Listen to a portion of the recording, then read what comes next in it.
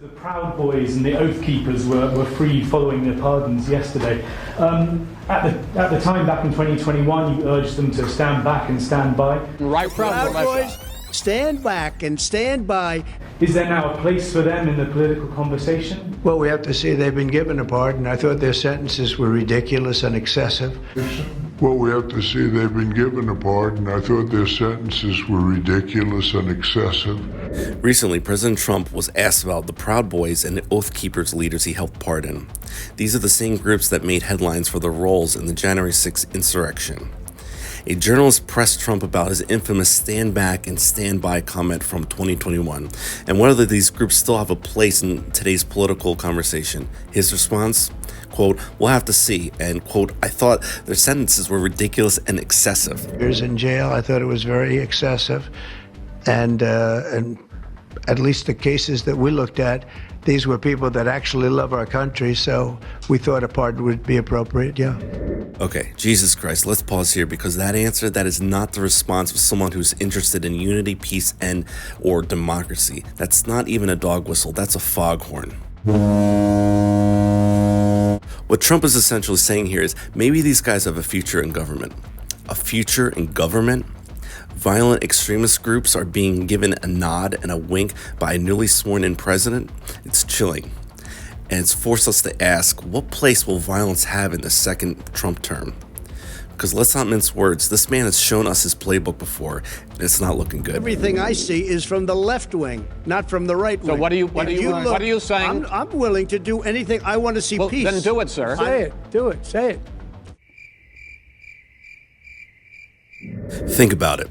Trump has pardoned violent criminals. He's giving Project 25 and sycophants seats in his cabinet. And now he's dropping cryptic, dangerous comments like this. If history has taught us anything, it's that authoritarians don't rise to power alone. They do it with enablers and, yes, militias willing to enforce their will.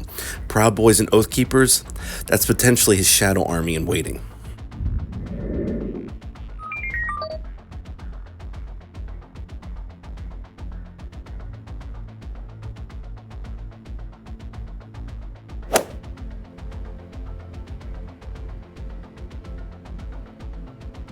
And look, let me be clear, this is all speculation for now, but we all have to remember that this happens in other countries all the time. Strongmen rise to power with loyalists inside their government and muscle on the outside. And let's not forget, Trump already has his yes men lined up. People like Pete Hegseth, Pam Bondi, and Kash Patel, to name a few.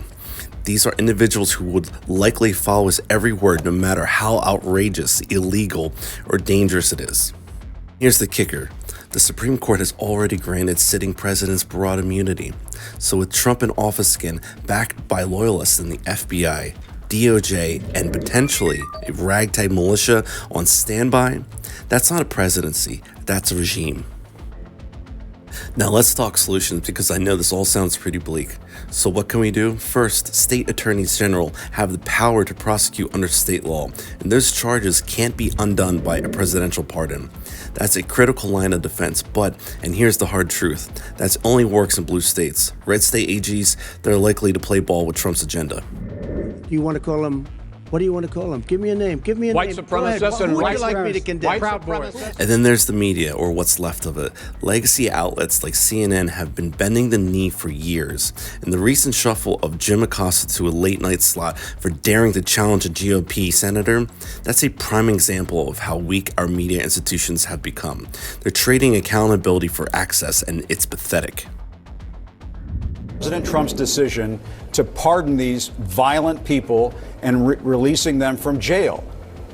If they were truly violent, no, but do I know that they were? I don't know that. What do you mean you don't know that? We're showing the footage on the air right now. Congressman, you were there that day. We're not here to play the victim. We're here to resist. Trump's strategy is clear. Normalize corruption, silence dissent, and consolidate power. It's on us, the independent media, the listeners, the voters, to push back, to stand up and call all this bullshit out and stop Trump and the legacy media from normalizing his authoritarian leanings, because democracy is worth it. Thanks again for listening. Please like and subscribe if you enjoyed the video. Thanks again. We talked about Joe Biden's Oh, pardons. Jim, you did not. You all read your you- report from the Democrat National Committee, as you always do. That and is you attack absolutely Americans. false. Congressman, No. are you going to respond and say whether or not it is right to let these people out of jail? I don't know if it is or not. I'm not a lawyer, but I'll tell you what isn't You're a right. congressman. is You're for a member them- of Congress. You're an elected It is not- official. Take a stand. They were not given due process. I told you if they crossed the line, they were trespassers. Should they rot in jail for the rest of their lives in a federal Beating, not penitentiary and never be trespassing, charged? beating police officer, tasing police officers, what you're seditious forgetting to know- conspiracy. What you're forgetting to say is the ones that he didn't release. Why did he not release those? There are several that he did. This blanket thing you're all talking about is not a blanket. It's not a blanket pardon. There were several that he didn't for those very same reasons. Why are you not focusing on them? Congressman, we're talking about know the leader of the Oath Keepers, the leader of the Proud Boys. They should be released from prison? What about the leader of the FBI? What about the FBI agents that were on the grounds, that were in that mess? Congressman, that were the helping leader of the orchestrate FBI that? was not rioting at the Capitol that day and beating up police officers. What happened to backing police officers? Your party know, has you said just- time and again, we back the blue. It sounds like you let down the blue. You're betraying the blue. Jim, why don't you just give an editorial and not let me come on? Look, what happened in the last 4 years with police? What happened with all the riots that took place all across the country? Police officers were murdered. Courthouses were burned. Over 22 police cars were burned. Yet no one went to jail for that. Where's your crocodile You're tears engaging for that? No, Congressman, you're not engaging addressing in the a game. facts. You're engaging No. in a game of whataboutism. People were What about obviously what you all do at prosecuted after CNN those every riots. day? What Every are day, you all talking you've about done what is we're doing at CNN. We didn't storm every the day. Capitol. These people did, and President Trump let them out of jail. Why not just say you were wrong, Mr. President? Say it. Why can't you say it? Jim, as I said, individually, I don't know the case. We had riots where towns were burning down, and they were allowed to do it. They were allowed to do it, and you all did not. You covered it, Jim. Come on, Jim. All day You gave long. it the bare modicum of coverage, and then you went on to trash I was at Trump the or White some House. conservative cause. I was at the White House covering the first Trump administration when they had rioting outside of the White House. I mean, that was covered on CNN. What you're saying, this is not Fox, Congressman. You can't just spin a tail and pull the wool over people's eyes. Yeah. This is CNN. This is the news. We are asking you to come on and tell the truth.